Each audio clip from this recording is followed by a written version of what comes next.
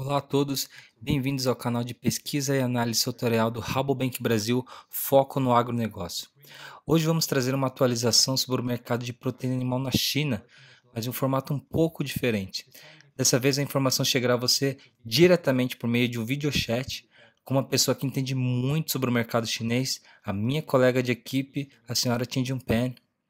Olá, Tinjun, muito obrigado por aceitar o convite para se juntar a nós nessa conversa. Olá, Wagner. Eu que agradeço o convite. Bom, apenas fazendo uma breve introdução da Tianjun, ela é analista sênior do setor de proteína animal no escritório do Rabobank em Hong Kong, responsável por cobrir o mercado de proteína animal da China. Ela está na Rabobank há mais de 20 anos, sendo autora de uma série de publicações sobre a produção de proteína animal na China, tendências de consumo, surtos de doenças, comércio e também de desenvolvimento de políticas.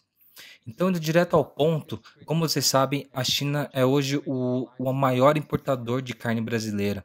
Então, é um mercado que os exportadores aqui estão muito interessados em termos de informação. Portanto, gostaria de começar perguntando sobre o cenário atual do mercado de suínos na China, pois vimos que após um segundo semestre positivo em 2020 para a recuperação do rebanho, os desafios se intensificaram com a chegada do inverno e a redução do inventário suíno, principalmente do lado da cria. E isso resultou em um retrocesso na tentativa do setor produtivo de aumentar a produção de carne suína. Então, a primeira pergunta: as projeções de produção, importação e preços tiveram alguma mudança nesses últimos meses, Senjupen? Na verdade, já ajustamos nossas projeções para o atual ritmo de reposição de preços e também para o crescimento da produção em 2021, mas mantivemos nossa visão sobre as importações. Agora, acreditamos em recuperação mais lenta do rebanho no primeiro semestre de 2021, mas provavelmente será retomado no segundo semestre. Atualmente, a situação sanitária é muito desafiadora, com notificação de novos surtos de peste suína africana em algumas regiões. E com isso, projetamos que o crescimento da produção será mais lento do que nossa visão anterior no final do ano passado. A nossa visão atual é que a produção de carne suína crescerá de 8 a 10% em 2021 em relação a 2020. Quero chamar a atenção para o crescimento da produção. Conheço algumas pessoas no mercado que projetam um crescimento negativo na produção de suínos para 2021, mas acreditamos que a produção continuará crescendo apesar das perdas que estão ocorrendo atualmente. Isso porque o tamanho do rebanho de suínos ainda é um pouco maior do que no mesmo período do ano passado. Ou seja, acreditamos que a reposição das matrizes no segundo semestre do ano passado foi maior do que as perdas ocorridas no último inverno. Com relação às importações, mantemos nossa visão de que as compras de carne suína provavelmente diminuirão em relação ao nível recorde de 2020, mas dadas as importações muito fortes no primeiro trimestre deste ano, os embarques provavelmente diminuirão em um ritmo mais lento. Nos próximos meses, esperamos que as importações desacelerem, porque os preços domésticos da carne suína estão muito baixos devido à liquidação intensa durante o inverno.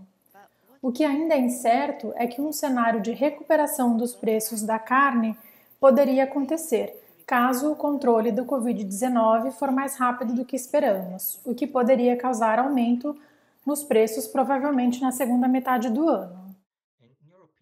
E, na sua opinião, quais mudanças nos hábitos dos consumidores chineses em relação às carnes em geral continuarão e quais mudanças irão desaparecer quando a PSA e a Covid-19 forem controladas? Acho que os surtos de peste suína africana levaram a mudança no consumo de carne suína para aves e bovinos. As aves são o principal substituto para a carne suína devido aos preços mais baratos. Então, tem se beneficiado da escassez de oferta de carne suína. Isso porque quando os preços da carne suína sobem, as pessoas sentem que a carne bovina parece mais barata ou econômica, então tendem a consumir mais esta carne. O Covid-19 causou um forte aumento das compras online e também outra mudança é que os chineses continuam a cozinhar carne bovina em casa. E vocês sabem que na China esta carne costuma ser o principal prato para comer fora. Por exemplo, as pessoas consomem carne em hot pot, nos restaurantes, mas com o Covid-19 e o fechamento do food service, as pessoas têm mudado o consumo de carne para dentro de casa. Acho que depois da Covid-19 e dos surtos de peste suína africana, parte do hábito permanecerá. É claro que as pessoas voltarão ao hábito anterior, mas não completamente.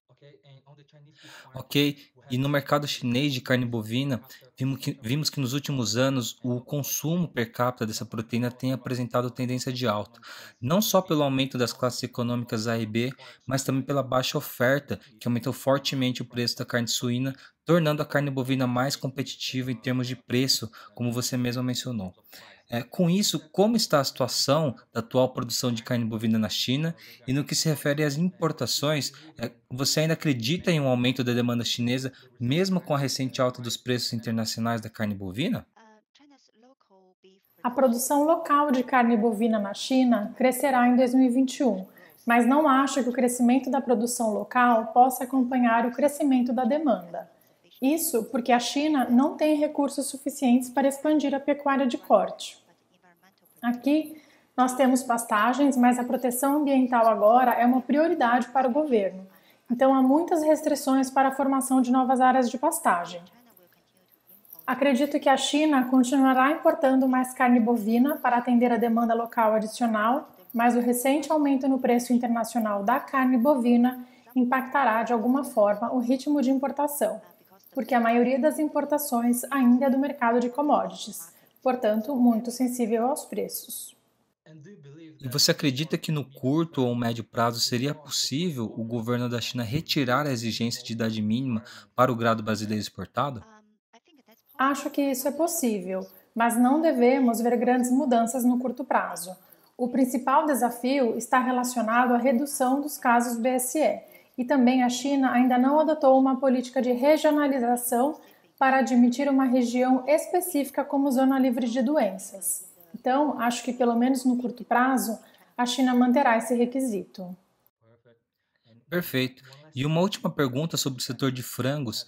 Temos visto muitos esforços na China para aumentar a produção dessa proteína, que é o principal concorrente da carne suína. Como resultado, houve grandes aumentos na produção, um crescimento de 2 dígitos nos últimos 2 anos. Como você tem visto o comportamento do consumidor chinês da carne de frango com a tendência de fechamento dos wet markets, né, dos mercados úmidos, e com a expectativa de um aumento contínuo na produção local de suínos? E, na sua opinião, existe a possibilidade de um novo aumento nas importações dessa proteína este ano? Na China, existem basicamente dois tipos de aves que são consumidas. Uma é chamada de branca e a outra de amarela. A amarela é distribuída principalmente nos mercados úmidos, os wet markets. Portanto, o fechamento desses mercados terá um impacto sobre o frango amarelo. Mas para o branco, este é a principal carne processada pela indústria e também para o setor de food service. Portanto, para este tipo de carne, acho que a nova política dos mercados úmidos não terão muito impacto. E se falarmos do frango branco, acho que a indústria chinesa já está consolidada e modernizada. Então, isso é bastante diferente de outros setores da pecuária, como o setor de carne bovina ou bovina, que ainda estão muito fragmentados. Mas, devido ao hábito local, acho que a China ainda precisa importar muita carne de frango, principalmente alguns cortes como asas e pés.